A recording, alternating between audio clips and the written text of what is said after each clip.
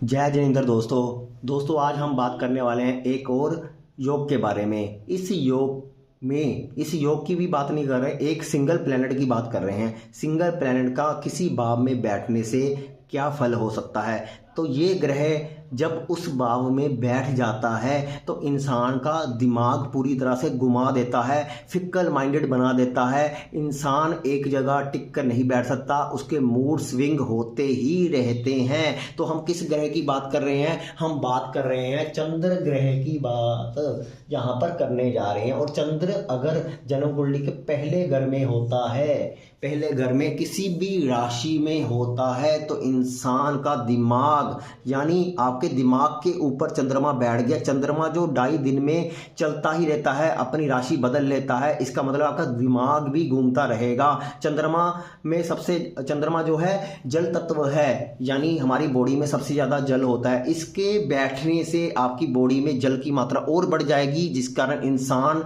मोटा होना शुरू हो जाता है, थुलथुला होना शुरू हो जाता है। ये चंद्रमा खराब की निशानी होगी। जिसका चंद्रमा लगन में होगा, अगर उसके शरीर में मोटापा बढ़ रहा है, इसका मतलब उसका चंद्रमा खराब हो रहा है। और जिसके लगन में चंद्रमा बैठे होने के कारण भी वो स्लिम है, इसका मतलब है कि चंद्रमा का प्रभाव उसके लगन में नहीं आ रहा पूरी तरह से। हो सकता है वो चलित कुंडली में कहीं और शिफ्ट कर गया हो, या किसी और तरीके से उसका प्रभाव कम डिग्री के कारण लगन पर नहीं आ रहा। तो पूर्ण रूप से प्रभाव होगा तो ऐसा इंसान मोटा होगा, मोटापा जल्दी बढ़ेगा, दिमाग उसका स्थिर नहीं रहेगा, डिसीजन उसके बिल्कुल ही गलत होंगे, क्योंकि लगन का चंद्रमा मरकरी को खराब कर देता है, बुध को खराब कर देता है, जिसके उसके जीवन के सारे डिसीजन गलत होते हैं। अगर लगन में बैठा हुआ चंद्रमा शत्रु राशि में, नीच राशि में हुआ, तो सोने पे सुहागा हो जाता है और ज्यादा चीजें खराब होनी शुरू हो जाती है। उसका अपने पे कोई कंट्रोल नहीं रहता, गुस्सा, अग्रेशन, फ्रस्ट्रेशन, ईगो बहुत ज्यादा बढ़ जाती है, इनसिक्योरिटी की भावना बहुत ज्यादा बढ़ जाती है, जलन की भावना बहुत बढ़ जाती है। ये सारे सिस्टम लगन के चंद्रमा में बैठने के होते हैं। मोस्टली चंद्रमा का लगन में बैठना अच्छा बताया जाता है, लेकिन प्रैक्टिकल रूप से लगन का चंद्रमा बहुत ज़्यादा खराब रिजल्ट देता है। और इसके कारण कई राजयोग भी भंग हो जाते हैं, क्योंकि जब हमारा दिमागी संतुलन ही सही नहीं रहेगा तो हमारी कुंडली के ग्रह कहाँ पे काम करेंगे। लेकिन उच्च राशि का चंद्रमा हो तो काफ़ी हद तक स्थितियाँ सुधर जाती हैं, लेकिन स्पिरिचुअल इंक्लाइनमेंट होनी बहुत ज़्यादा जरूरी है। सच्चे मन से अगर ईश्वर से जुड़ते हो तभी इसका फायदा आपको मिल सकता है।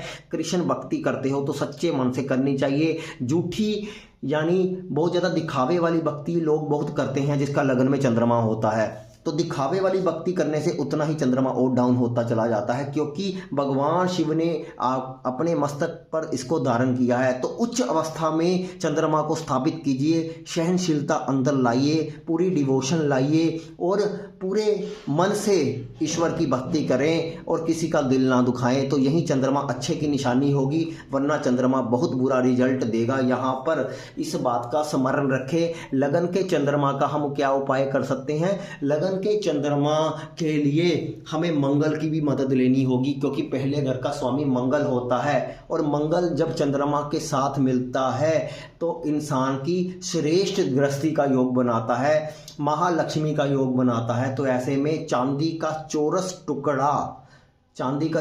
टुकड़ा लेकर उस पर पीले रंग से स्वास्तिक यानी केसर से या हल्दी से स्वास्तिक बनाकर अपने पास रख सकते हैं।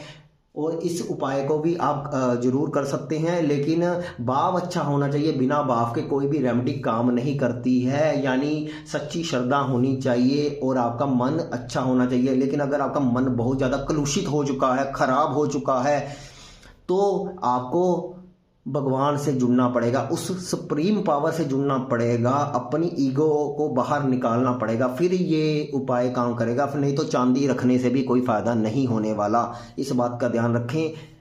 और अगर ये वीडियो पसंद आता है, इस श्रृंखला को और जारी रखा जाए, तो कृपया हमारे चैनल को सब्सक्राइब करें और वीडियो को लाइक करें। धन्यवाद दोस्तों।